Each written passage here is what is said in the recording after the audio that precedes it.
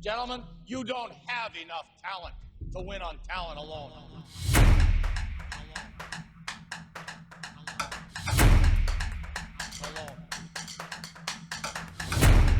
Hello and welcome to the Town Limb Podcast, the podcast brought to you by The Wheel. I am your host, Adam Hess, and with me, as always, the only man brave enough to take over for Jimmy Kimmel. It's Mike Regan. Mike, how you doing today? Glad to be here, Adam. Thanks for having me. Is that your Warburton?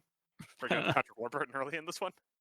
That was my, random person they bring on, the news for, a 5-minute segment. They're always like, glad to be here. Thanks for having me.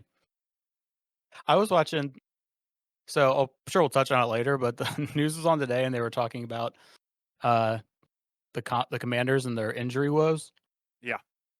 And the anchor said, if Jaden Daniels is unable to go today, then they will turn to backup quarterback Marcus Mariota. Damn. People just forgot about Mariota. Yeah, how can you be watching football in 2025 and not know who Marcus Mariota is? Right? I get it. He's not fucking Tom Brady, but it's not like he was one of, he's not Josh and one of Luke. the McCowns, yeah. He was the number 2 pick in the draft. Yeah. For the Tennessee Titans, who finally got their Marcus Mariota and Cam Ward. Yeah. Hey, took Oregon to a natty. Before there was actually a natty, yeah. Lost. Yeah, and he lost, but still. Should we do something that no one's going to care about and just real quick talk about the trade we made in Dynasty Football? Oh, sure. So, you and I were arguing back and forth for weeks about getting a Cam Ward trade done. Initially, your complaint was that you wouldn't have a quarterback then. You tried to get Ashton Genty involved. Finally, I acquiesced. Here's the final trade. Once again, if you don't care, just look in the show notes. We'll have timestamps to when we actually start talking about football. Final trade. You get Trevor Lawrence and Ashton Genty. I get Devonta Smith, Cam Ward, and a 2027 first-round pick, which, as far as I can tell, is one player who won the Heisman, one player who should have won the Heisman, and a pick that will eventually be a Heisman winner. Yeah. So I feel right.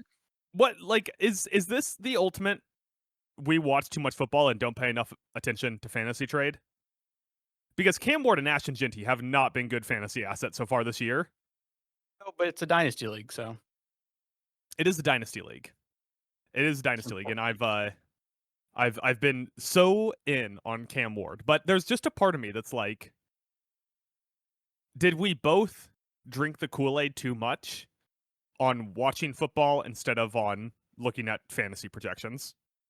Ashton Genty is probably not going to be a top level running threat like Bijan has been this season until that offensive line goes through some drastic improvements, and by then they'll be on their third offensive coordinator after Chip Kelly gets fired. Yeah. I could see it paying off later in the year. I probably won't be in the playoffs, so it won't matter, but you might be, and then, Ward gets better, the team gets moving a little bit better, he can get maybe a couple extra seconds before he's under siege.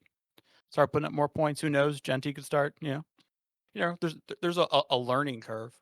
I just needed I desperately needed better running backs. And so I bet on high ceiling compared to current production with Genty. And then I needed a quarterback. I liked having Ward, but my team's not great. So I was like, I'll take Lawrence, even though because at least there's a consistency. It's probably most often going to be a consistency of 12 points. But I guess I'll take that compared to Ward, who got 4 this week, But now I have what everyone in all fantasy sports wants, Mike. I got that sick Calvin Ridley Cam Ward stack. You do.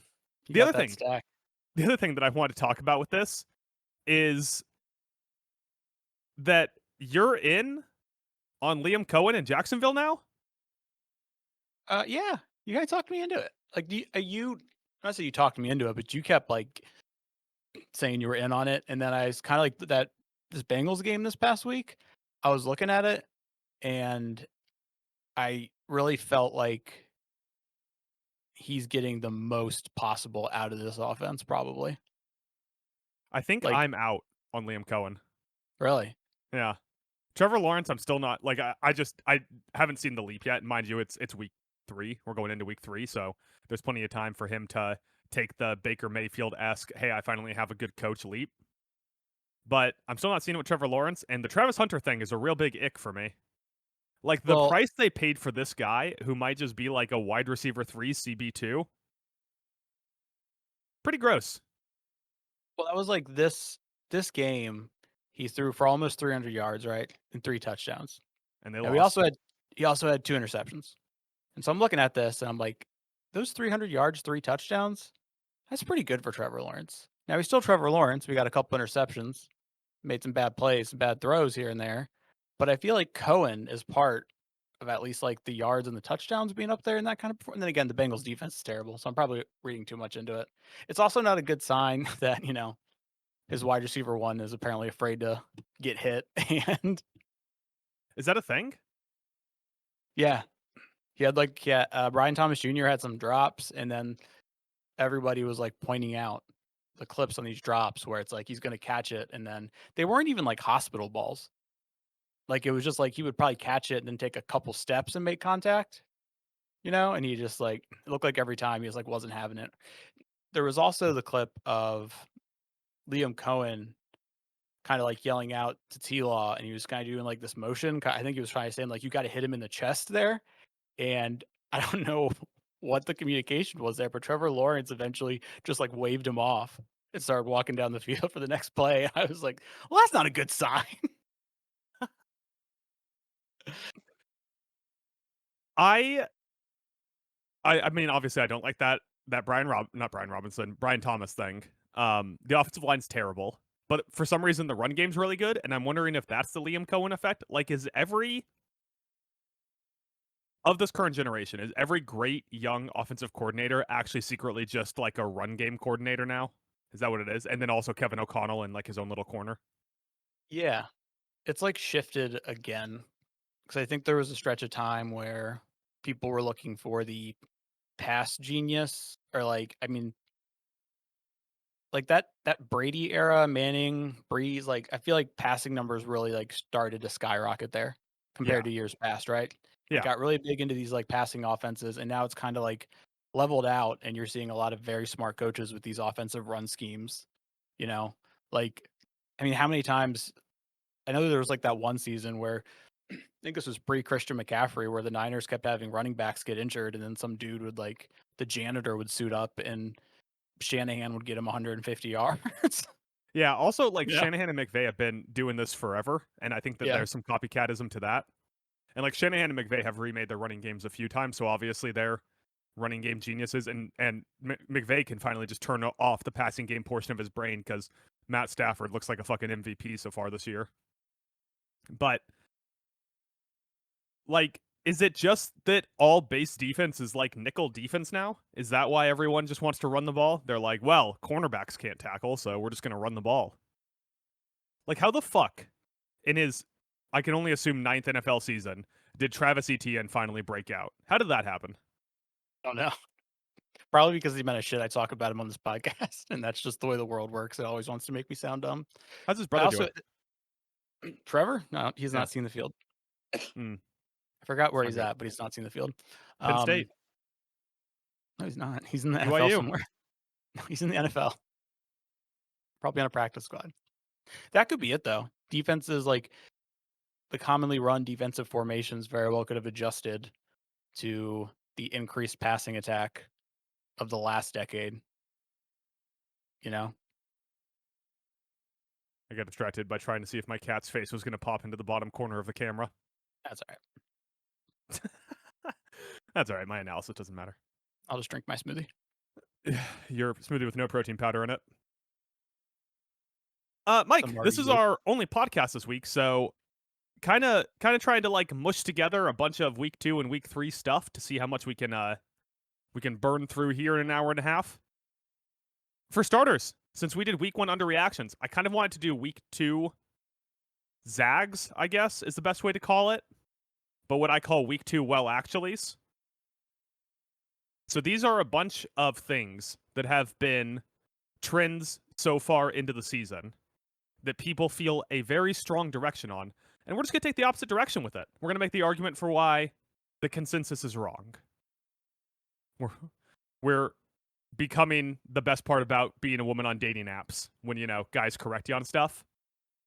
Yeah. We're doing that, but as a podcast.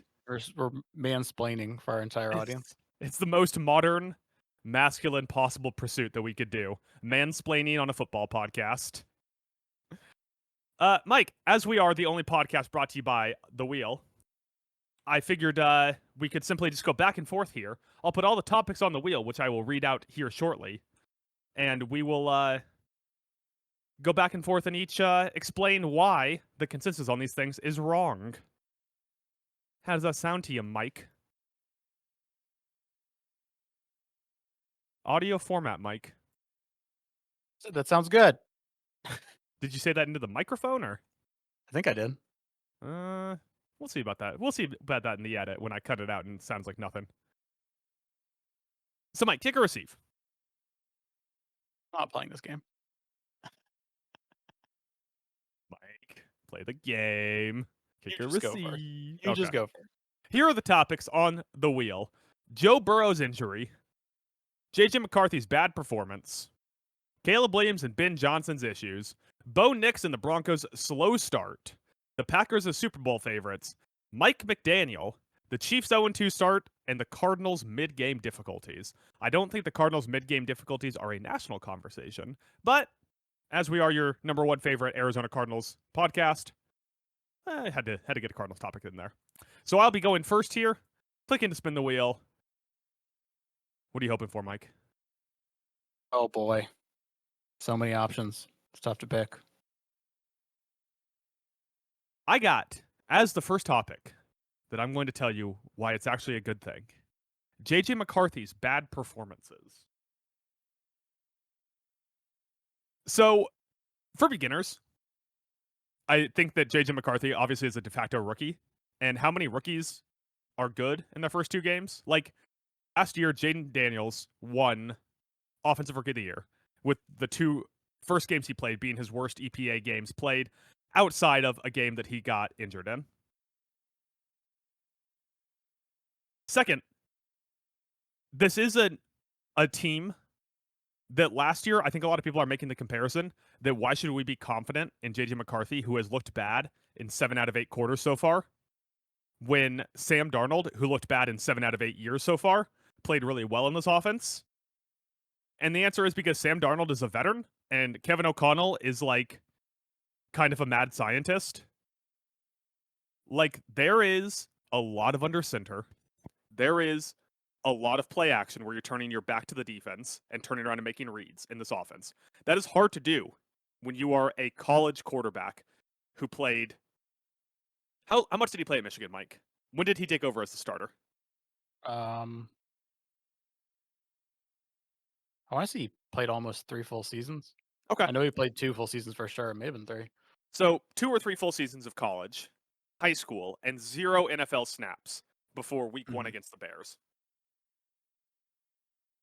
There is going to be some growing pains while J.J. McCarthy learns how to fit a little bit more nicely, or maybe you could say, well, Kevin O'Connell learns how to fit a little bit more nicely into J.J. McCarthy's system.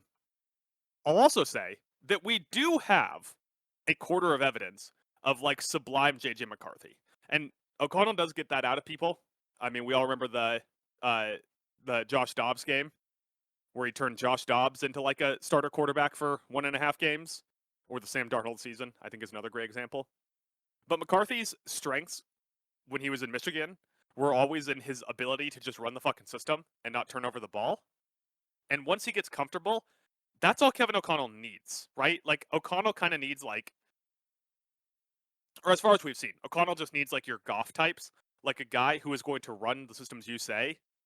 He doesn't need a guy to like split out right and make a little bit on his own and make something out of nothing and take off and run. And McCarthy does have the ability to take off and run, especially if he goes backwards, as we know. But I think that right now, looking at that second half and especially the fourth quarter against the Chicago Bears is more of the imprint of what we should expect from McCarthy once he gets his feet underneath him. And the 7 bad quarters of play are probably to be expected out of a rookie quarterback who's young and has had no time on an NFL field. I think also, yeah, I know like this past game was really bad, but I will say, I know people may not be noticing it. The Falcons' defense is good this year. Yes. They've been playing really good. And so I mean, they have multiple pass rushers who are not like ridiculously high, but they're all like in the high teens and win percentage, like in a good area. Strong secondary. So that was like a very tough defense to play against. Also, it doesn't help McCarthy, and I know this is indeed for the most part a QB stat, but he is like second in the league right now in sacks. Which, yes, is a QB stat. The Vikings still have some holes in the center of their offensive line. You know, it's what's the phrase? All generalizations fall apart somewhere. Like, yes, sacks are a QB stat, but we do also need to talk about the fact that there are external things affecting that. Like, you can say for Caleb Williams has a sack problem, which is a QB stat because he holds onto the ball for a really long time. McCarthy, on the other hand, has in week 1 a 2.8 time to throw, week 2 a 3.31 time to throw.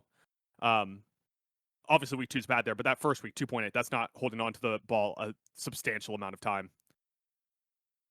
And he's thrown 3 interceptions on 4 turnover worthy plays. So it's not like he's gotten super lucky or anything on his turnover worthy plays. It's mostly been that if it's a turnover worthy play, it is a turnover.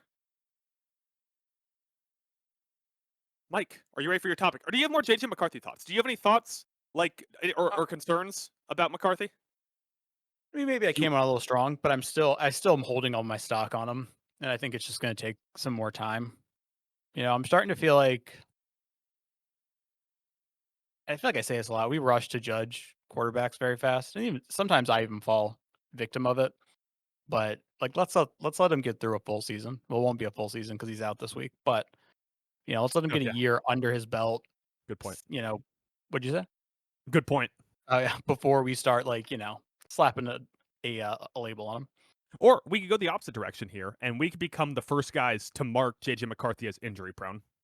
That could be our claim to fame. This is his second injury. This is his second injury in how many NFL seasons, Mike? 2.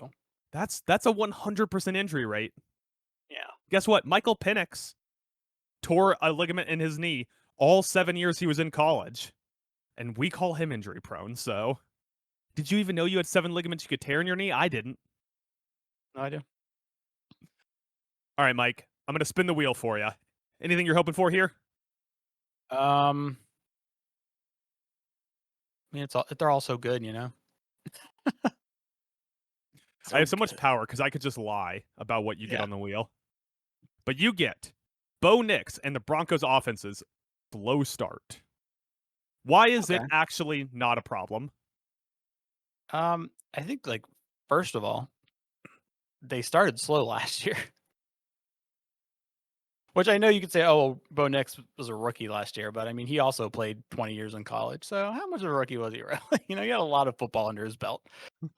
He's 25 years old. Okay. He'll turn 26 2 weeks after the Super Bowl. Gotcha. This and really this Colts game, I don't think we're talking about the Broncos offensive struggles as much if they actually win that Colts game. But there's a rough call. Yeah, should we go over that call? Yeah. It's a leverage call, which typically means when someone uses a player on their team or the other team to give themselves a momentum boost up or over the line, which is illegal, which was not what, I don't remember who it was, so I'm just going to pull out a random Broncos defender. I'm going to say it was Nick Bonito, which is not what Nick Bonito did on the play. So for all intents and purposes, that probably should have been a Broncos win on a missed field goal. But hey, if you want to win football games, don't let it come down to the other team kicking a field goal. Also, this team doesn't need to be a world beater at offense to succeed here. They have a very good defense. Even if, Daniel Jones put up 29 on them, but come on. I mean, that's all the stink, you know. The stink has just been in his bag the first 2 weeks of the season. They only broke 30 points 5 times last year. I say only, and most of that came. Actually, it was kind of sprinkled throughout the season. I was going to say second half, but it was sprinkled out pretty well. So I just don't think this team needs like a like blistering offense to find success. And I think their offense really in that last game played well. You know, like I'm not walking out of that last game going, "Oh my god, like so many problems like in this offense right now." Like Nick's completed 73% of his passes. He threw 3 touchdowns. Yeah, he had the one bad interception, a couple turnover worthy plays, and the A dot wasn't great. Can But I can I just real quick bring up that somehow Bo Nix's A dot is lower this year than it was last year? that is amazing. I Last didn't year think he had a that was 7.9 possible. A dot, and we all made fun of him as check down Bo, and now he has a 6.2 A dot, including like bomb passes to Marvin Mims and Cortland Sutton to start the year so far. Interesting. I would make one suggestion. Mm-hmm. Lean a little more on the run here. Like they have a good offensive line. I think they have some running backs that like RJ Harvey isn't getting many touches. I mean, he gets like a handful each game, but he was someone who he has like explosive playability. Maybe get him there. Bo Nix so far has been an efficient running back. He's averaging 4.6 a carry through 2 games, 91 yards after contact. So you got like your more rough and tumble guy, and then you got guys like RJ Harvey. Maybe you mix him in there as a change of pace thing. I would lean a little more on the run, grind these games out a little more, and just be like an efficient defense whose goal is to get to like the upper 20s and walk out with a win. Now, how do you feel that they have negative 0.4 or 0.04 EPA per rush? Well, what was it last game? I don't know. I'm just looking at their season long. Yeah. I think it was probably better last game. I'm going to say last game it was 17 EPA per rush. Okay. I'm mostly with you. I think Bo Nix has like actively kind of looked bad so far, but the defense has been off to a slow start, which would be more of the concerning thing, and even maybe even more of the reassured thing because you're 1-1 and second in your division, with your strongest unit being off to somewhat of a slow start against two what we thought were going to be subpar teams. But the Bo Nix thing will come with a little bit of time. It's they have a lot of the returning starters from last year, and there's more tape out on Bo Nix. But Sean Payton's a very good NFL coach, and I'm going to go ahead and guess that they're going to make the necessary changes. And Bo Nix is about as veteran as you can get as a second-year player. So if there's anyone that can step in it and make some changes midweek, probably Nix. Yeah, that was the last point I was about to make. Is that like, Peyton showed last year he still has it. The adjustments he made, he got Bo on track last year, and I think he can look at the team he has this year, what's working, what's not, and get it rolling again. You know, Troy Franklin leads the team in target rate. Yeah. And red zone target rate. That Oregon connection.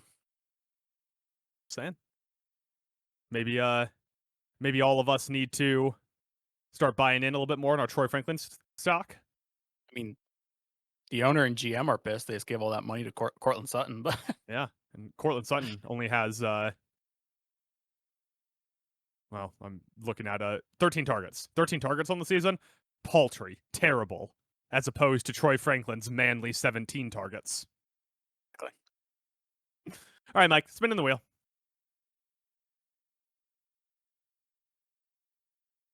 What are you doing? Just bouncing your head. Oh, that's because I was like shaking my leg. I got Caleb Williams and Ben Johnson issues. Oh, this should be an interesting one to hear you defend. Why? Because I've been the biggest Caleb Williams and Ben Johnson hater, or? Yeah. I think that we're seeing this in a few different coaching circles right now, where I think like Liam Cohen and Ben Johnson, the two big offensive coordinator hires, are off to a slow start, while holdout Kellen Moore seems to be off to the best start despite having the worst team of the three. And I think there's some factors there. Caleb Williams is still holding on to the ball too long, and that is honestly, like, that's got to be the simplest lever to turn And once it flips, he's a different player. Like, guess what? There are turnover-worthy quarterbacks like Sam Darnold, but that is their undoing forever. There are high sack rate quarterbacks, for instance, Caleb Williams.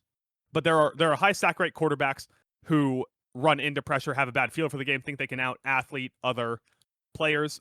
Those would be people like Sam Howell, or so far as I've seen, a little bit of J.J. McCarthy has that.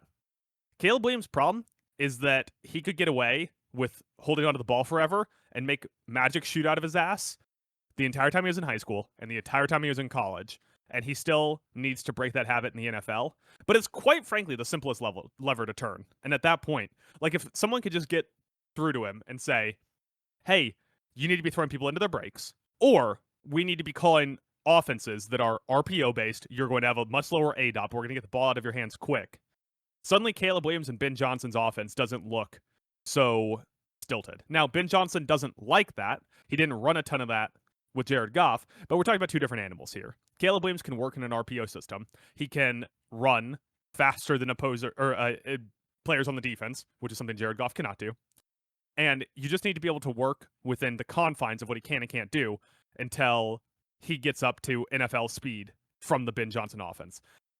The other thing about this is the offensive line is still bad.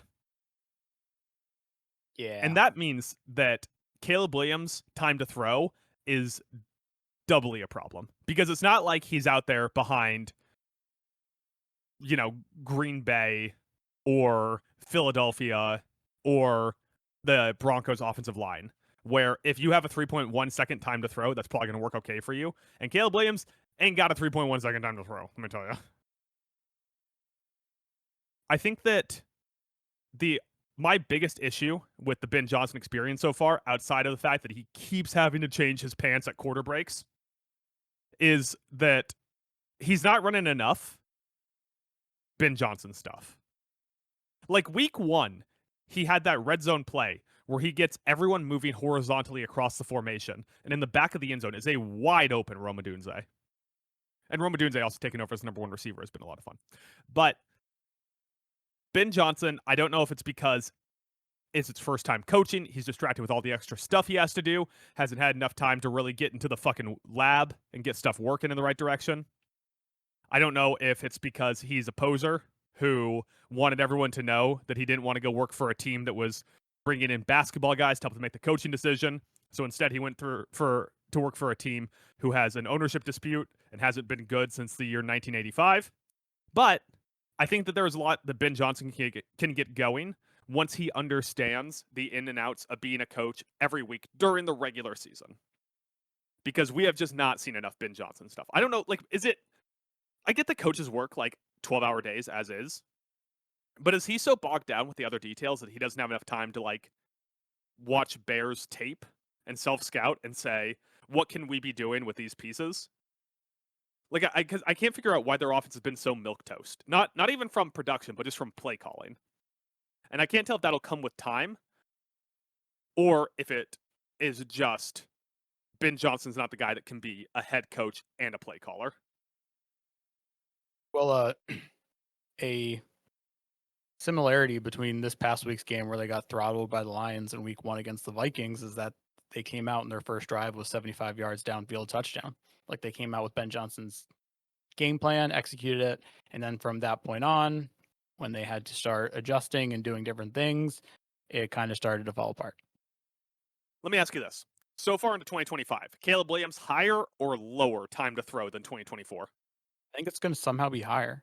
It is higher. Yeah. He went from 3.03 to 3.28 so far. Yeah. I mean, you see it. Even when he gets good protection on plays, he holds it too long. And it's crazy because when he gets the opportunity, not only does he have crazy arm talent, but he usually can make the right call based off of his arm talent. I don't see him throwing a ton of terrible passes that should be picks. Yeah. He maybe gets the ball batted down too much because he's predictable and has a little bit of a slow release. But he has he had a throw in week 1 that was a drop by DJ Moore, but he layered it between a safety and a cornerback who were bracketing DJ Moore down the sideline and hit DJ Moore in the fucking hands. Yeah. So He like I just want to grab him and just shake him and just tell him to throw the ball faster. Like even if you're going to throw some picks, Caleb. Listen, I know you listen to the podcast. I know you're a fan. We have Tyler Carcar on. He's the only person that believes you anymore. But let me just say this. Just throw the ball faster. Even if you're going to turn it over, even if there could be a better decision later, you know the play when it gets called, hopefully. When you know that someone's going to go into a break, just throw the ball to them. If you throw a turnover, you know what? I'll be here to defend you. Ben Johnson will be here to defend you. If you get the ball out in 2.5 seconds, 2.6 seconds, and you're throwing more picks, that is better than what you have been doing for the last 2 seasons. Yeah, I wonder if because he's like in the higher end of the league in deep throw rate, how often he likes to go deep. And I feel like sometimes when you watch him, you can see his eyes like downfield. And so I wonder if he just has a habit of always wanting to look for the deep shot. They also, I mean, they got killed in week 2, so it's a little bit of a skewed result right now. But their defensive EPA per play is atrocious right now. They're allowing they're allowing positive points per play. Like I could pull up their success rate here too, but I'm guessing that opposing teams have like a 70% success rate against this defense right now, and this defense is better than that. They've been missing their best player, but they are better than that. On paper, for sure. Like Tyreek Stevenson got absolutely lit up. Yeah, but Tyreek Stevenson might not be that good. That's good. He is the guy that gave up the Hail Mary that shut down the Bears season last year. Right. Who's their? Oh, it's Dennis Allen. You think Dennis Allen catches an axe mid-season? If this keeps going, then yeah, for sure. So they fired Waldron mid-season last year, and then they fired Eberflus, and somehow the run game coordinator got promoted twice to head coach. Is there any chance that we get a mid-season defensive coordinator firing this year? Man, the Bears organization is a mess. It is. Yeah. All right, Mike, spinning the wheel. Anything you're hoping for here? Everything's just so tasty, so much to talk about. Well, I got good news for you, Mike. A topic near and dear to your own heart: the Cardinals' mid-game difficulties. Oh boy. Why is it actually not a problem? I mean, I think part of it has been situational the last 2 weeks playing bad teams. I think that's a fair point to make. I also think like where it comes from is just a lack of explosiveness and having Kyler Murray, who's a low ADOT guy. Um, so they get ahead in games and then they kind of sit on it, don't do anything, frisky or aggressive with the ball. And teams start to claw back. Like kind of wild. The Panthers had a shot to win that game with how bad it A was very going. good shot to win that game. Yeah, Yeah. very good shot. And like the Saints, once again, like they've played 2 poor teams and they've been 1-score games. So that doesn't look great. I'm like curious to see what this offense looks like when it's trailing by a score or 2 to see what they're capable of if they put the foot on the gas. And so right now, I think if you're a Cardinals fan, you're telling yourself like game script or, just kind of sitting on the ball and trying to like just beat out the clock. That's the best thing you could tell yourself. So far this season, win leading, which they have done almost wire to wire in every game they've played so far, all 2 of them. Win leading, so far the Arizona Cardinals have scored 2 touchdowns. That's as opposed to someone like the Baltimore Ravens, who have scored 8, or the Detroit Lions, who are 1-1 and have scored 5. Yeah. I mean, you want to talk about like coordinator changes. Like I don't really like Petzig's becoming a question mark. Should I pull up our head coach rankings? He was not in it. Okay, that's good. Good for us. Yeah. He was not in it. So can I tell you why I don't think this is a big problem? Scoreboard. Right. They're 2-0. Yes, they've flagged mid and late in games, both on offense and defense. But they are still 2-0 on the season, which is going to give them a huge push to make the playoffs, assuming they don't Saints themselves and fall completely apart. End up with Clint Kubiak somehow as the offensive coordinator in Seattle. Who would you rather have as your OC next year? Clint Kubiak or Ryan Grubb? Ryan Grubb. Ryan Ryan Grubb for Grubb, sure. Yeah. because you're a big college guy. Yeah. What about of the last 3 offensive coordinators in Seattle? Which one would you least want to have? That's Shane Waldron, Ryan Grubb, Clint Kubiak. Who would you want the least? Trying to remember. Um, This is when Joe Brady inevitably gets hired to coach the Miami Dolphins. right. I'd probably say Clint Kubiak. I think I'd go Shane Waldron. I think Shane Waldron might suck. Yeah. I mean, I guess Seattle's offense hasn't been. I mean, it hasn't been electric, hasn't been very good, but it hasn't been disastrous so far this year. But I don't know. Anyways, Arizona Cardinals, Mike. Mhm.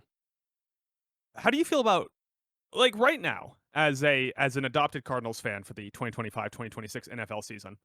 How do you feel about Kyler Murray? Um, Frustrating. Yeah, I think that's probably the right term. Yeah, it's really frustrating because I don't know. He just doesn't seem to want. I don't know. He just doesn't like push the ball more. And I don't know if this is offensive coordinating. Like maybe this is Petzig calling it like he sees it, but like I just don't see an urgent. Like I don't see an aggressiveness in the way he plays. It's a little scary. Little scary. Yeah, and that's also the annoying thing is that when Murray just buys himself a bunch of time and throws a deep ball right into Trey McBride's hands, that's like electric and awesome. But then also for like the middle stretch of the game when he can't throw over the middle of the field or he holds onto the ball for 7 seconds before taking a sack when he tries to run back through the offensive line, it's quite frustrating to watch. Yeah. Yeah, quite annoying, some would say. Not an enjoyable experience. Yeah, and maybe feed Trey Benson after he played better in week 1 and James Conner's averaging 3.2 a carry. That could help. Crazy idea. All right, Mike, spinning the wheel as we are rounding out here. 4 more options left, 2 for each of us. And I get the Joe Burrow injury. Why is this a good thing, Mike? Quite simply, Good you thing. weren't winning shit. So you might as well have a good pick and let Joe Burrow get fully healthy. You already got your important players locked down, right? Joe Burrow, T. Higgins, Jamar Chase locked down. Your offensive line was bad. Your tight ends are not great, and your defense was bad. So fine. Let those guys who are on the last year of their contract walk. You'll have a bunch of cap space, and you'll have a high pick. Now that you have let Joe Burrow get injured almost as often as J.J. McCarthy, you can maybe draft like a top-level offensive lineman, maybe go out and make some moves. You know, Laramie Tunsil was super gettable last offseason. Don't know why you didn't do anything about that. Just like the Joe Burrow going out means that there is almost no way. I say almost no way because Jake Browning managed to pull off a win, but there is almost no way that you are going to have a bottom 20 pick in the league. Like you're probably going to have a top 12 pick. Even with the talent you have on offense, the quarterback is not good. He is not Joe Burrow. And this team fought and clawed and struggled to get to what was it, 9-8 last year? 10-7, missed the playoffs. And that was with Joe Burrow. And I'll tell you what, Jake Browning ain't walking through the door to pull off an upset win every week. That's probably a one and done situation. I'm not going to sit here and say Zach Taylor isn't a top 5 coach, but Zach Taylor isn't exactly Sean McVay. So let's not think that that he can bring in Jake Browning and go on a fucking tear. I'm just going to go ahead and start short in Cincinnati right now. They'll get a high pick. Mike, who would, if you were Cincinnati, who would you take with the number 6 pick in the draft? Probably I don't like the top lineman on the board at that point. Yeah, that is the correct answer. The correct answer is Yeah. not a name, just simply whatever offensive lineman is available. Yeah. I mean, Like hell, you have to. trade up to 1. Take the best tackle. Doesn't matter. Your money is Mhm. in Joe Burrow. If Joe Burrow gets hurt, there is no Super Bowl for you. Joe Burrow, who's already been. I know we say it's a quarterback stat, but sometimes when your offensive line is this bad, it's not entirely on the quarterback. He's already taken 27 more sacks than Andrew Luck did in 15 less games. Like, it's happening again, Adam. Another generational quarterback is going to get the love of the game beaten out of him by a poorly run team. I wonder, like, you know how there's a bunch of connections between the JFK assassination and the Lincoln assassination? Yeah, I wonder how many connections we could find between Joe Burrow and Andrew Luck's career. there's a lot. Yeah. Both of them went Yeah. number one. That occurs to me immediately. Yeah, Joe Burrow's time to throws throughout his career. This year, 2.9 seconds, but before that, 2.65, 2.47, 2.50, 2.62, 2.60. Like you said, sacks are a QB stat. However, Joe Burrow is under pressure constantly. Right. Constantly. So far in his career, Mike, he has played 10 games, 16 games, 16 games, 10 games, 17 games, and 2 games this year. And there is a chance that he only plays 2 games.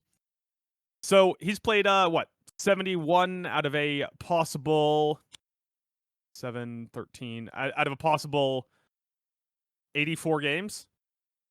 Yeah.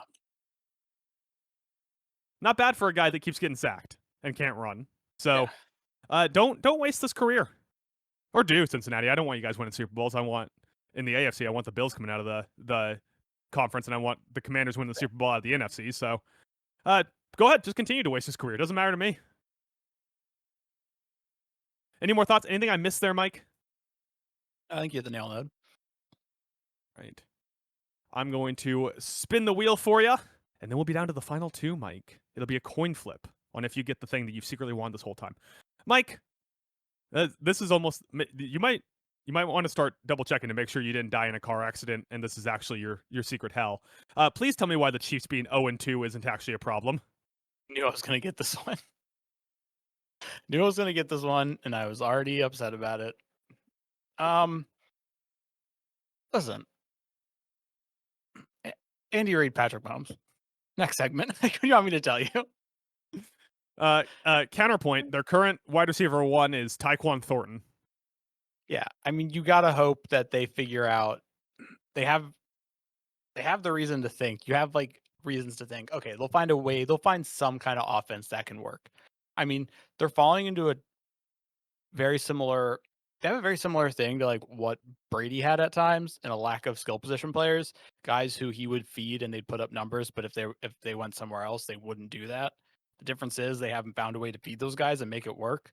Like we saw Brady adapt after like the Randy Moss era, and the downfield shots definitely decreased, but he knew how to take what he had and attack defenses, and they couldn't stop him. They have to figure out how to do that. And you would think someone the level of a Andy Reid and a Patrick Mahomes would be able to pull it off. That's your biggest thing. Also, this defense is playing really good. Defense is playing really good. How do you feel about Travis Kelce simply handing the ball to Rodrigo Blankenship when he caught a touchdown? Not good. Not good. And so, I mean, I feel great about it as a Bills fan, but it's not great from like a bias standpoint. But you can also look at that and say, like, all right, Travis Kelce hasn't been like a world beater yet. Has Probably some won't drops. be. He's Probably won't be. He's in his early 50s. He's about to get married to the most famous woman on the planet. Mm-hmm. And he hosts, 7 podcasts a week daily? Is that right? Something like that.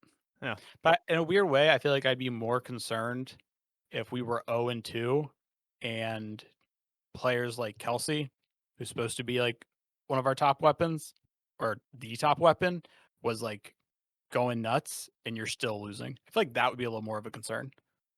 I will say that to the Chiefs' credit, if Rashee Rice comes back week 4 and Xavier Worthy gets healthy and Isaiah Pacheco learns how to run a football again, this team could probably see a pretty significant turnaround week 4, week 5 range when we don't have to worry about Patrick Mahomes trying to connect with Juju Smith-Schuster, whose knee is going to explode any day now, or Tyquan Thornton, who got cut from the Patriots. Yeah, and they have to, like, I mean, you touched on it. They have to find like some kind of run game. It's They so got the bad Giants this week. The Giants. Any concerns with them against the Giants? right now. I mean, that is a good pass rush. it's a good pass rush. The Chiefs do have a good offensive line, albeit certain players like Creed Humphreys underperforming. But Danger Russ, probably not going to pull off his week 2 400-yard heroics overtime loss on an interception or Probably not. fumble, whatever it was, performance again. If I was going to make an oddly specific prediction for that one, I would go ahead and say Russell Wilson 3 interceptions, and Jameis Winston comes in to finish the fourth quarter. Yeah, I'd say Chiefs fans relax, which I don't think Chiefs fans are freaking out. But if any are, I'd say relax. Wait for Rashee Rice to come back. Wait for you to get your speedster back and Worthy when he gets healthy. Then, if these problems consist, then he can start worrying some. Yeah, I feel like the Chiefs are, when you like go to some kind of outing, like a concert, a club, or something with someone who does it routinely, and like they, say hi to people, know bartenders' names or stuff like that, and it's just like to them, it's a very natural and relaxing place to be. While you, on the other hand, are like, it's so loud and overwhelming, and I'm just trying to get a beer. Yeah. I feel like most of us, if our team started off 0-2, are overwhelmed and it's loud and you just want to have a beer. Chiefs fans aren't sweating this yet, right? Like, has anyone called John Hamm? What does he think? He's the only Chiefs fan I can think of off the top of my head. Who'd be a big Chiefs fan? You think Steph Curry's a Chiefs fan? There's no way he's a Panthers fan, right? I feel like all athletes are or not homers, are bandwagon fans.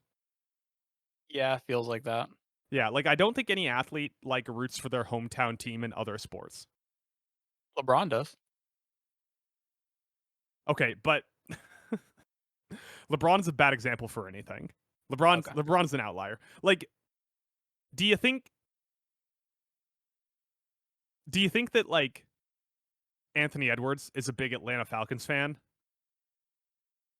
Or do you think he's going to be like a Dallas Cowboys fan? Maybe a Patriots fan based on when he grew up? Yeah, he seems like he'd be like a bit of like just a big brand fan. Yeah. Like, there's no fucking way Russell Westbrook is a fan of any Midwestern teams. Yeah. Like, if you were let's say like you're the Gary Bettman, right? You're the NHL commissioner, and you invite Russell Westbrook out to a hockey game. Like, he's definitely going with like the LA Kings or someone whose color palette he just likes. Like, he's not going to like a fucking Detroit game. Right. Anyways, what were we talking about? I see. I feel like you didn't really contribute a ton to that one. You just kind of threw out the LeBron thing and then waited for me to stop talking so we could go back to talk about football. Lost trying to think of an example to rebuttal you, but I couldn't. Yeah. Like, how many NFL players are Lakers fans? A lot. Like, Jalen Ramsey's got to be a Lakers fan. Think so? Yeah. Hmm. Like, if you saw Justin Jefferson at courtside for an NBA game, what would your money be on the team that he was courtside for? Jefferson? Oh, he'd be like at courtside for like definitely for like the Lakers or like the Warriors, something like that. I think he would be courtside for the Knicks. I think Jefferson would be courtside for the Knicks guy. Yeah. Big city team. Yeah, I could definitely see that. Anyways, has he ever been to a Timberwolves game? Not that I've seen. Oh, okay. I do remember last season that Jaden Daniels was courtside at a Wizards game, which allow me, Jaden Daniels, as a fan of yours, apologize for whoever gave you tickets to a Wizards game. You think he walked, or is Jaden Daniels the guy that knows ball? Because here's the thing. Did Jaden Daniels show up and go, I can't wait to see Bub Carrington and Bilal Coulibaly? Probably. I feel like Jaden Daniels can hoop. I feel like he's probably a smart basketball fan. Was he like really excited for like Alex Sarr Rookie of the Year case? He's probably talking about it 24/7 in the locker room. Where's he from?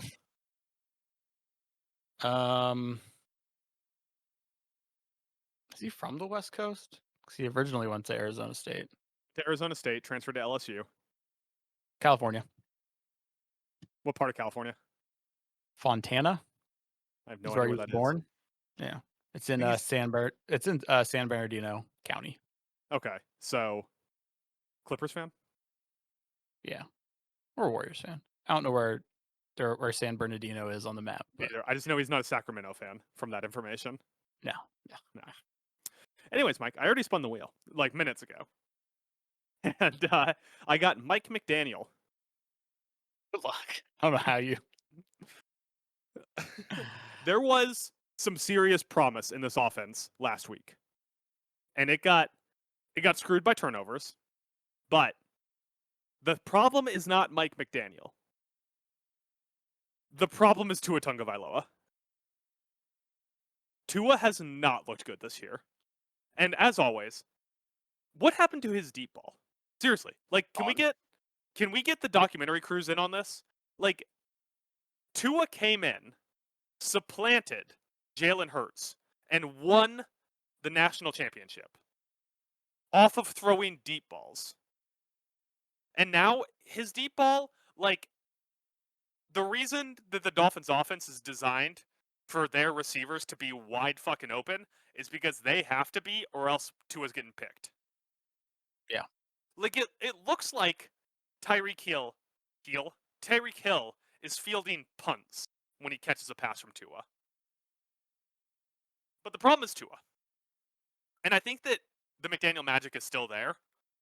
And I think that if he had a more competent deep ball quarterback, like, I almost think that, like, modern day Russell Wilson in Miami would be about the best marriage that we could get between two pieces that are out to sea right now in the NFL.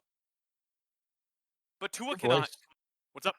I don't. Your voice sounds weird now, and I don't know if it's my computer or a cord on your mic or something. Maybe. What does it sound like? Kind of like nasally. I think my voice always sounds a little nasally. Not nasally, but kind of like. Yeah, it doesn't sound too bad. It should be fine. But the thing about this offense is that with Tua's deep ball being completely gone, I mean, since college, but now especially completely gone, and Mike McDaniel not having an alternate idea on what to do here, he just doesn't, like, his back is against the wall. Like, he can't change enough to get his offense to function the way it did a couple seasons ago. Because of the limited skill set of Tua, the limited skill set of Jalen Waddle, the limited skill set of Devon Achane, and the fact the offensive line's kind of in shambles, and the defense is bad. So yes, Mike McDaniel is going to get fired, and it is going to happen soon. It might happen as soon as this week if this game against the Bills tonight is spectacularly bad for them. But Mike McDaniel is not the problem, and Mike McDaniel is going to land somewhere on his feet. Hopefully, at that point, he'll kind of look in the mirror and go, maybe I should try to act a little bit more professionally instead of like a vape lord. But McDaniel still is an innovator, and I think that we're going to see him with the opportunity to prove that again next season, probably from a booth sitting at the top of a stadium and not from the sidelines. Yeah. I mean, they did put up 20. What's they did put up. What? I can't hear you. I was yelling about your voice. It didn't come through because my HDMI cable, not my HDMI, my XLR cable broke. But my audio waves look great now. I'm looking at them. I'm just not going to touch anything. I'm going to sit here, my hands up, for the rest of the podcast. Mike, what do you think about my argument for Mike McDaniel? I think it's pretty good. I think they have a lot of defensive problems, obviously, which isn't Mike McDaniel's forte. And also, they did put up 27 points. They did only lose by one score last week. Yeah. Against a great defense. It just doesn't help that the team is obvious. There's it's the typical script, team struggling, hot seat head coach, drama with star players like Tyreek Hill, potential drama between Tyreek Hill and your starting quarterback. It's not a great setup, but it isn't. I don't think it's all his fault. I will say he does seem pretty burnt out right now and looking for answers that he's struggling to find. But yeah, I think he's kind of on the Cliff Kingsbury track. I think he'll have a really good bounce back season when he's an offensive coordinator again, and not so much as a head coach. Might just not be the Mike McDaniel's forte to go out there and rally the troops and get everyone in line and make sure that you take care of all the little details, you know?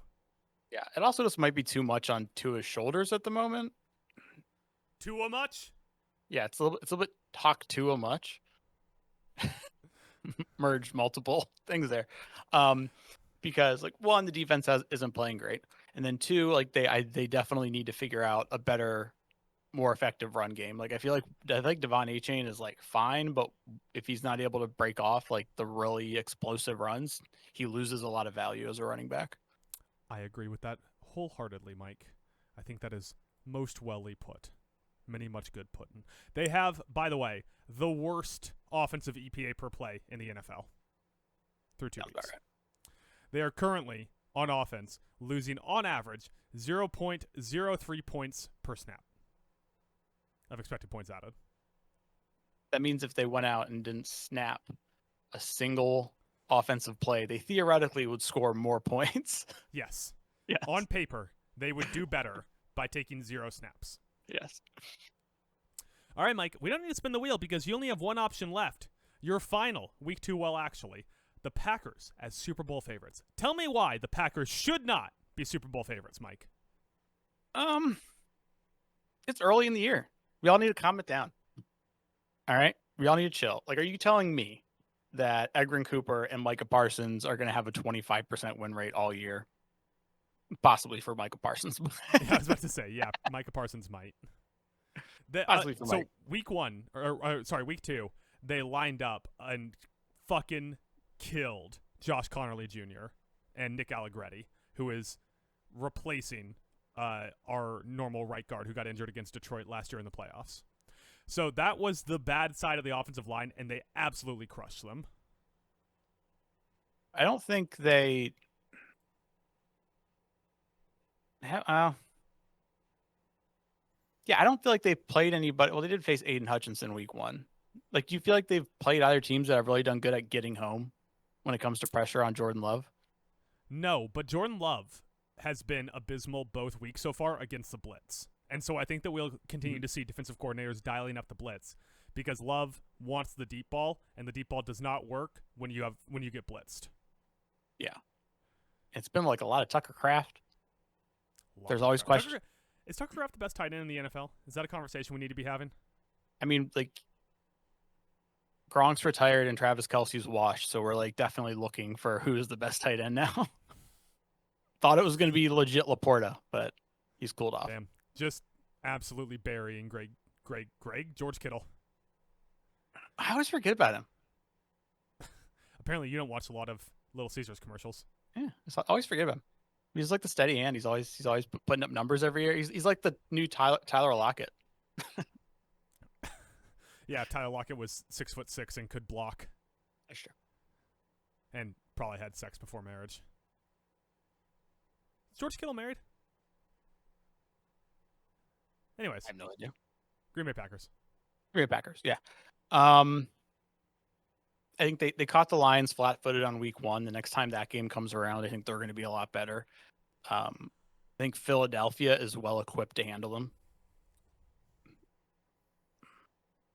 I think, well, that's kind of the only 2 teams I'd say it might be equipped to handle. In the NFC, you mean? In the NFC, I think.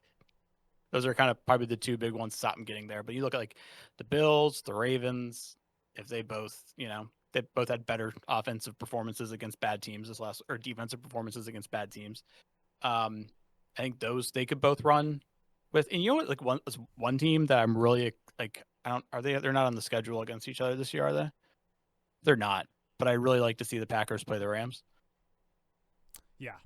I think the Rams are so I think they're really good, and people should put money on them winning the NFC right now. Who is your favorite right now this second for Coach of the Year?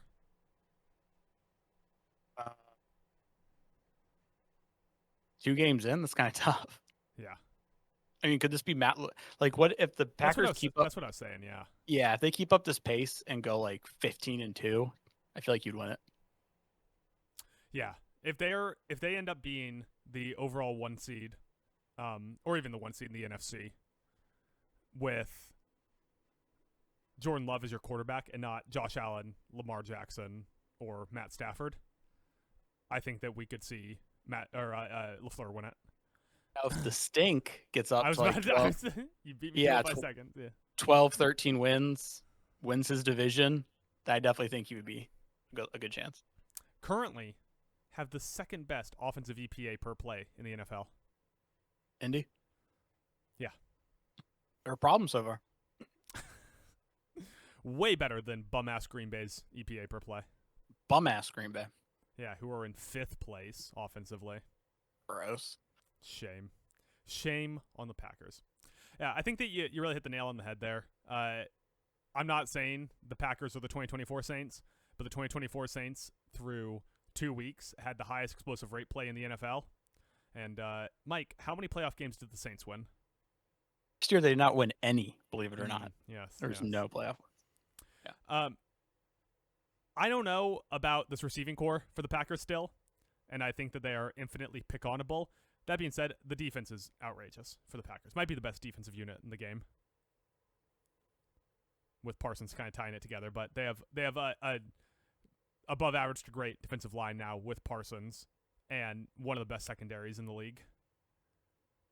So if they can keep this explosive play rate up to some level, teams just won't be able to run with them. It's like Detroit last year. Like, if your defense is so good that people cannot get even with you when they're behind, and your offense has enough explosive plays in them to get an early lead, they're just, what can teams even fucking do about it? The Packers play their 10th game of the season is against the Eagles at home. Primetime, 8:15. Do you think they will be 9-0 at that point? No. And the strong reason I think that is because at some point we're going to get the classic Jordan Love self-destruction game. Okay. Real quick, does that happen against, in order, Browns, Cowboys, Bengals, Cardinals, Steelers, or Panthers? Oh my God. See, now I feel like you buried the lead on me. Yep. I am going to go with the Cowboys. That's what I was going to say. Yeah. Cowboys revenge game for that absolute blowout a few years ago in the playoffs. Rayvon Diggs, 6 picks. Yeah, all of them pick sixes. Yeah. And I think like a very like important and seminal thing that I am now going to be planting my flag in is that the Packers have a week 4 bye, which means by the end of the season they'll have played 14 straight games without a bye week. That's a good point. Yeah, and I'm just betting against any team that has to go that long without their bye week. Like I am from now on, I am only betting on teams to win the Super Bowl with a week 10 bye or later. That's my new rule. Yeah. All right, Mike, that is all of our week 2 well actuallys. You are now caught up on why everyone is wrong all the time. With that, Mike, how about we move along here? Let's quickly, as fast as we can, let's go through and power rank all of the week 3 games in order of how good of a game it is, with 16 being the worst game and 1 being the best game. Do you have an obvious candidate for either 16 or 1? Yes. Good job. Which one do you want? Let me get your candidate for 16 because I have one in mind too. I have Jets at Bucks. Not a bad pick. Not a bad pick. I had the backup bowl, Bengals Vikings, but I think Jets Bucks has also a great argument with Tyrod Taylor starting against the Buccaneers. See, I actually had the backup bowl like middle of the pack because I think it's just funny. Like 2 of the best wide receivers in the league face off with their backup quarterbacks, Wentz versus Browning. Any argument for Kansas City, New York? No, I had that one pretty high on my list solely for the fact of wouldn't it be hilarious if the Chiefs fell to 0-3? Saints Seahawks in the Clint Kubiak revenge game? Yeah, that one's pretty low down there. And Colts Titans would be the other one. Yeah, I mean a little bump because you're like, oh, first overall pick. Let's see if he does better this time. But other than that, that's not a very tasty one. I am happy to do Jets Bucks if you are. Sure. All right. Let's just do this weird. What's your number 1 game? Ooh, Rams at Eagles. Rams at Eagles. Rams at Eagles, great pick. I think the other one that would be a candidate would be Lions Ravens. That was my number 3 actually. Number 3? Yeah. If you say Falcons Panthers, I am going to kick your face. No, I didn't. I'm happy with Rams Eagles as the number one, despite the fact that for some reason it's an early window game. It is, which is weird, but they had the awesome playoff game last year. Came down to the wire. Be a good one. Big Jared verse game. Mhm. All right, Dude, Mike. Byron What? Young has been on fucking heater to start the season. Yeah. Yeah. That defensive line. I mean, even their secondary, like the value they got late in drafts is like that's how this team's gonna win the Super Bowl. Yeah. Like you guys just got crazy value on day 2 and day 3 picks. With fucking Puka Nacua working out and stumbling back assward into Devontae Adams. All right, Mike. Let's go back down to the bottom of your list. Let's go 15 to 13. Let's get 3 games from the bottom of the list here. So I have my 15 to 13 is Houston at Jacksonville. Okay. Green Bay at Cleveland. Okay. And then Saints at Seahawks. Can I make an argument for Commanders Raiders if Jaden Daniels misses the game? Yeah, that's a good one too. Ooh, Marcus Mariota revenge game. Marcus Mariota revenge game, which is like possible with 3 or 4 teams at this point. What was your number 15 again? Texans at Jacksonville, but I think I might have been a little too harsh on that one. Both of them are pretty slow starts on offense. Yeah, it's just something about like AFC South matchup. My brain immediately is like, eh. It's a little gross. It's a little gross for sure. What about Patriots Steelers? Is that anywhere near the bottom of your list? It is. I had it at 12, but I didn't really know where to put it. It doesn't sound appetizing at all. Like that will probably be on TV here, unfortunately. I am happy with the 15, 14, 13 being some combination of Texans, Jags, Commanders, Raiders with the asterisk Jaden Daniels. Texans, Jags, Patriots, Steelers, and Seahawks and Saints. So if you just want to put any of those 4 games in order for your bottom 3 there, let me know. Starting at 15, counting up. I'd say Saints Seahawks at 15, like Darnold versus Rattler. All right. 14? I'll say Vegas, Washington if JD don't play. Where would you rank that if Jaden plays? Like closer to 10. Yeah. Like, I don't know how I feel about the Raiders. Like I guess there's the Ashton Jeanty thing. Why'd I say it like that? Jeanty. You really like watching him run for 2.2 yards a carry? Well, same thing with Ward. You're like, I gotta watch because this could be the game where he pops off. Give me your 13 out of the 4 I gave you there, and then we'll go back to the top of the list. For the 4 you gave me, but I'll say Pittsburgh, New England.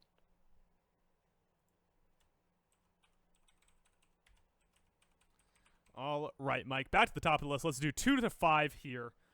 Some of the candidates I have: Monday Night Football, Lions, Ravens. Some of that's big stage, big spotlight. I mean, that to me is the obvious number 2. Obviously, you don't have it there. I think Cardinals 49ers is probably a tier lower. I think Broncos Chargers is probably a tier lower. Yeah, I'm good with Detroit and Baltimore at 2. Who do you have at 3? Denver Chargers. Yeah. Those AFC West matchups for the time being are just must watch because it's all the old, really good coaches. It's also like this game, depending on what happens with the Chiefs, like the 2 games between the Chargers and the Broncos, I could literally decide who wins that division.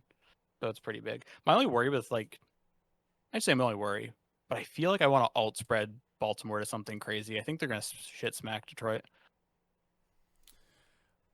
I feel like we're still in like the Baltimore rough patch era of the season. Oh, okay. Like I think that this is going to be a closer game than we think it is, or I guess as close as Vegas thinks it is. And I think that if they played in week 12 instead of week 3, then yeah, Baltimore would run it up on them. Okay. Mike, how do you feel about in this next slot, Cowboys Bears? Where do you have Cowboys Bears? I had it at 8. 8? Yeah, okay. I have it a little bit high because right now I think both of these teams have been like the Mario Kart turbo boost strips of defenses. Yeah, not great. So there's a chance that this game goes like 39-43 final score. Or But I'm willing to drop them down a little bit because the defenses are gross. Or it's a massive red flag if the Bears only put up like 10 points. Yeah, that would be a problem. If the Bears put up 10 points and their run game is bad, putting up 10 points, it might be time to shut it down. Who are some of your other candidates at 4 then, Mike? I put Buffalo at Miami, but how much of that's a homer bump? How much of that's a Thursday Night Football bump? a little bit of both. Also, like Josh usually always balls out on the Dolphins. It's always fun to watch. But then also there's weird. We also have weird ones against the Dolphins where it's like, this shouldn't be this close in the fourth quarter. What is happening? Like that playoff game where somehow was it Skylar Thomas? Yeah, Skylar Thompson. Skylar Thompson. Yeah.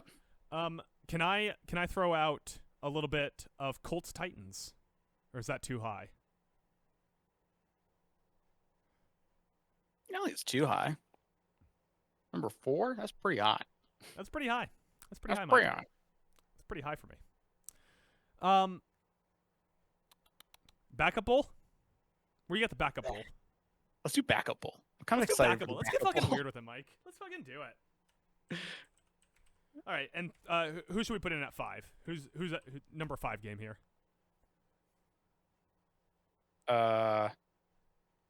Let's go Colts Titans because that's fun because it's like, is Ward gonna finally have like his first big game, and also is Indianapolis still gonna keep doing this? Also, once again, like not an easy defense per se, but easier than last week, and the Colts ran it up last week. True. I think this could end up being a super fun game, and maybe it can finally redeem the AFC South for one shining moment. All right, Mike, let's go back down to the bottom list. Let's do 12-10 here. At some point, we're going to have to put Packers-Browns on the list. Falcons-Panthers, I assume, is going to be higher up for you. Jets-Bucks was our worst game. We still have not done Cardinals-49ers. We still have not done Chiefs-Giants. What are you thinking for 12 here, Mike? I'm thinking Packers at Browns.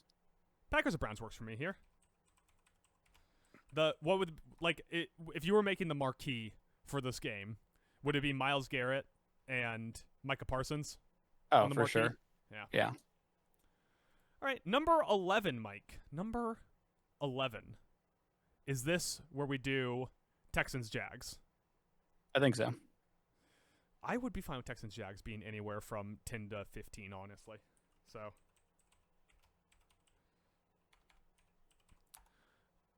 right. And, Mike, we are now into the area of this game could be good. Who do you have at 10? Dallas, Chicago? Or is that too low? God, I think those offenses might be super fun. But, man, if Caleb Williams just shits the bed that game, like, that's going to be I'm just turning this game off. Yeah, I think there's too much. Chicago looks bad. I'm not even putting this on TV in this one. Okay, I was going to say either that or Cardinals-Niners. We'll put Cardinals-Niners at 9. All right. Because I think that having Mac Jones versus Kyler Murray means that, like, in any quarter, anything possible could happen. Yeah.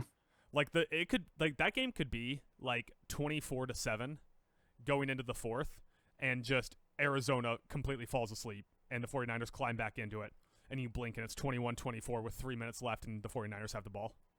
A 2.5 point spread, that feels about right. Oh, the Niners are favored by 2.5. Yeah, Niners favored by 2.5. All right, Mike, we got 3 spots left here. What have we not picked yet? I think that we can go, dead center on the alignment chart here. Number 7, I think we go Buffalo. All right, sorry, number 8, dead center on the week. We go Buffalo, Miami.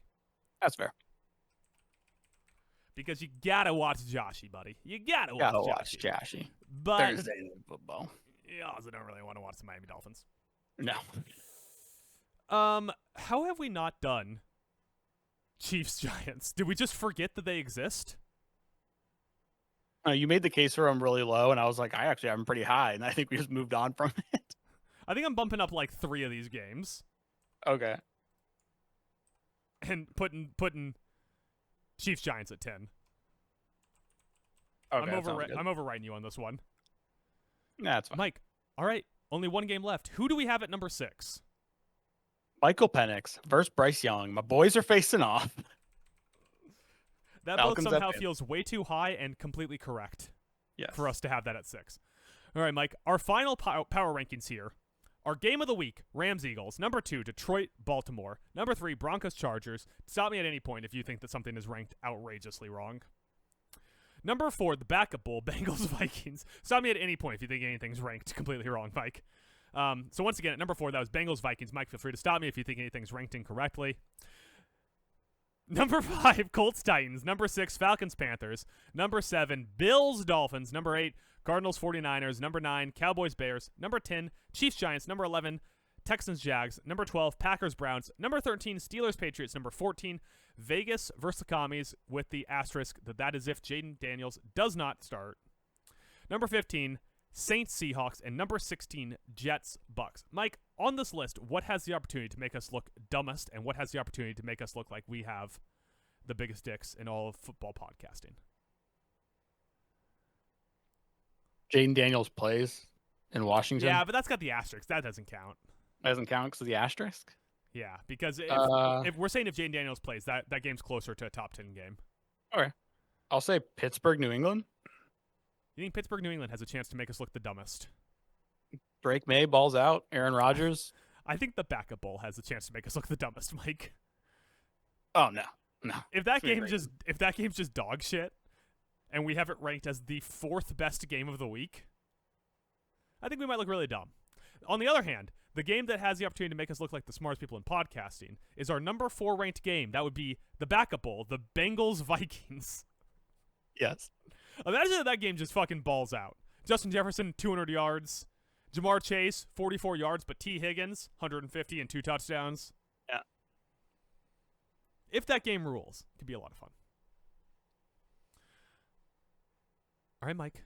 With that, we are putting our power rankings to bed for the night. Moving on here, as we are now, oh God, how long into this podcast? About an hour, 20 minutes. Let's burn through this real quick. Cardinals at 49ers. Gave a brief preview. Currently, 49ers are a 2.5-point favorite. Mike, this is our Super Bowl. I don't know if you realize that when we put it on the calendar here. This is our team talent alone against our bizarro reverse team talent alone. This is the most important game on our calendar up until the Cardinals and 49ers play a second time because they're in the same division. Right. I forgot the 49ers were our bizarro, our anti-team talent alone or whatever. Yeah. That's why they call me the elephant, Mike, because I never forget, and I weigh 2 tons. I think the important notes here are Paris Johnson is off to an outrageous start. So we get the Nick Bosa, Paris Johnson matchup. 2 of the best players in their individual positions in the NFL. Big game for 2 tight end sets for the Arizona Cardinals, who have been running a lot of 2 tight end. Unfortunately, they are now going to go up against a great linebacker unit, including Fred Warner, who might be the best linebacker, middle linebacker in all of football against that. On the other end of things, you got Kittle and Purdy out for the week, and the Arizona linebackers are not great, so we'll see if the 49ers continue to run a lot of 21 personnel, 2 running backs and 1 tight end out there, or if they decide to flip it and go a little bit more 12 like the NFL's going. Getting all that stuff out of the way because who cares? It's throwing a bunch of numbers at you. I think this could be a big Josh Sweat, Calais Campbell game against the right side of the offensive line without George Kittle help. What do you think, Mike? What are your thoughts on this game going into it now that I've dumped a lot of information on the table? Yeah, I think neither team is hitting 30. The over-under is 45.5. I think that's pretty accurate. This could be like a 24-21 game if the spread is accurate, which it feels like it is. I think Mac Jones versus Will Johnson. Like, does Mac Jones even stand a chance? I don't think so. I like how you make it sound like it's 1v1. Will Johnson against Mac Jones. Who will win this game? I think for sure. I think it's definitely going to be Will Johnson. This is the best defense that the Niners have faced. Fair enough. Also, probably the best defense the Cardinals have faced. Yes.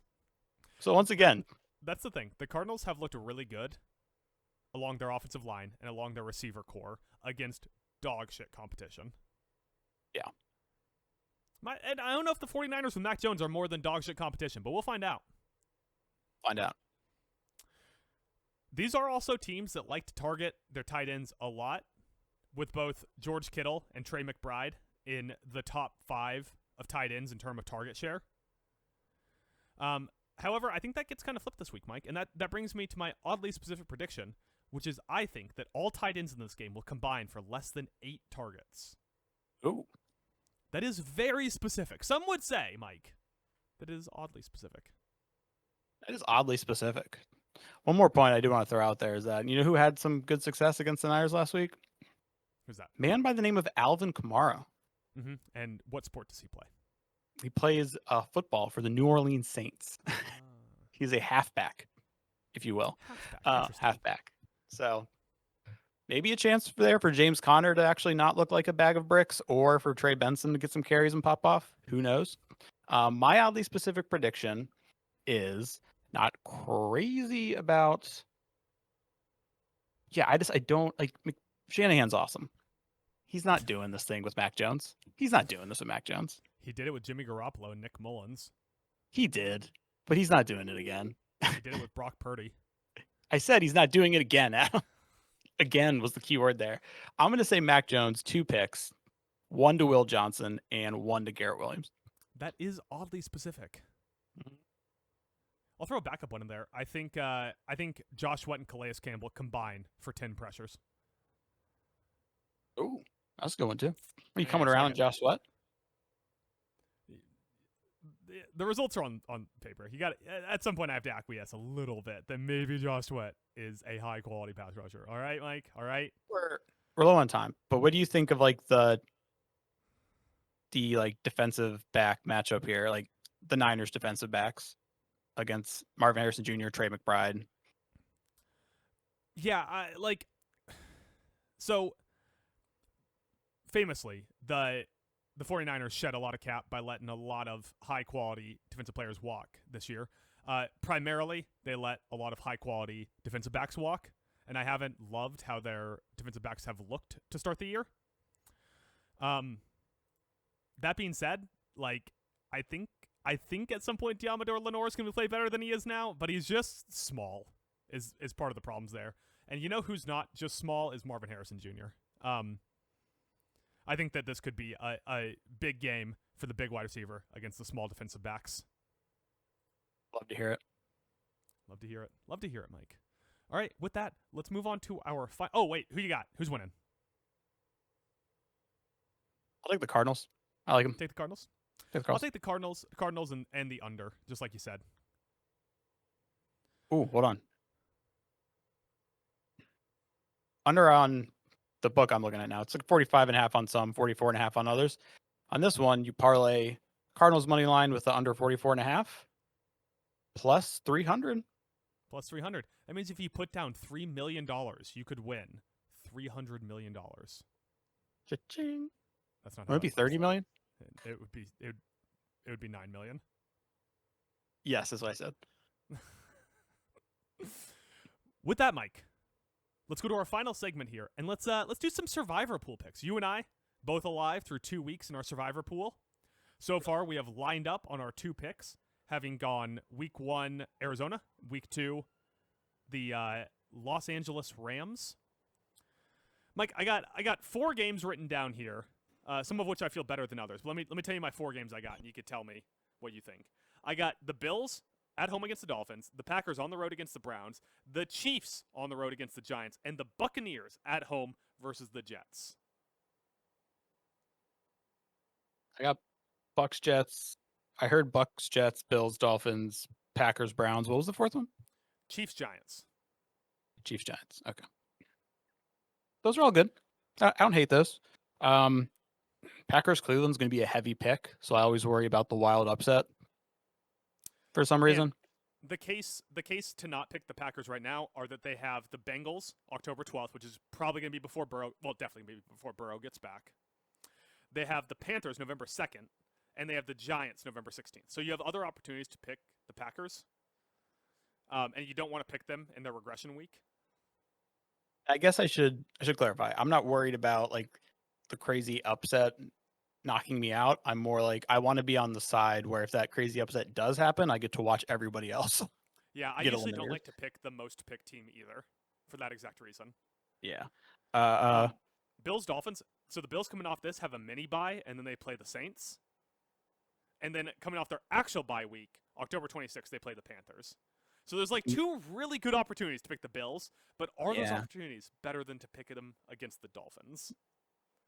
I think I'd save them and pick them against the Panthers because there's other stuff I like. Also, I never pick Thursday night games. Don't ask me why. I just never do. That is not a bad ethos to follow. Mm-hmm. Stay away from the Thursday night games.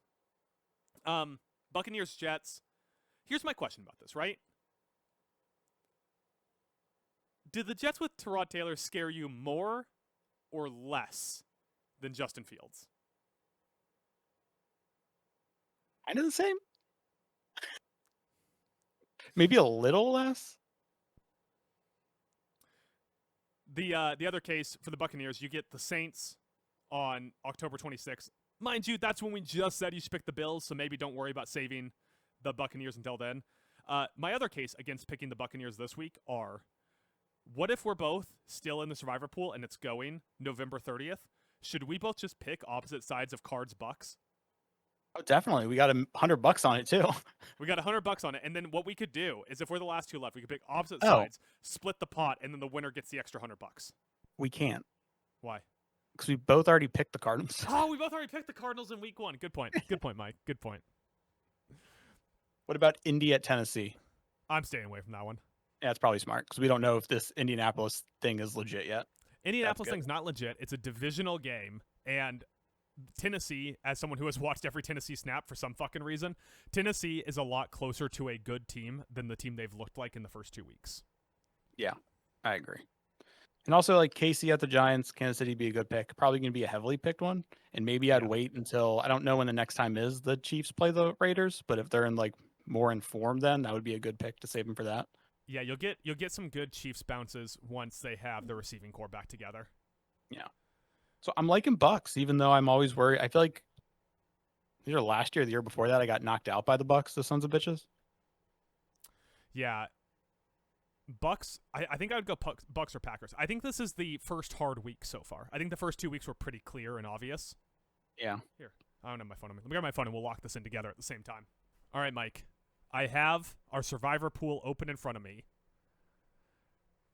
Who are you picking for this week?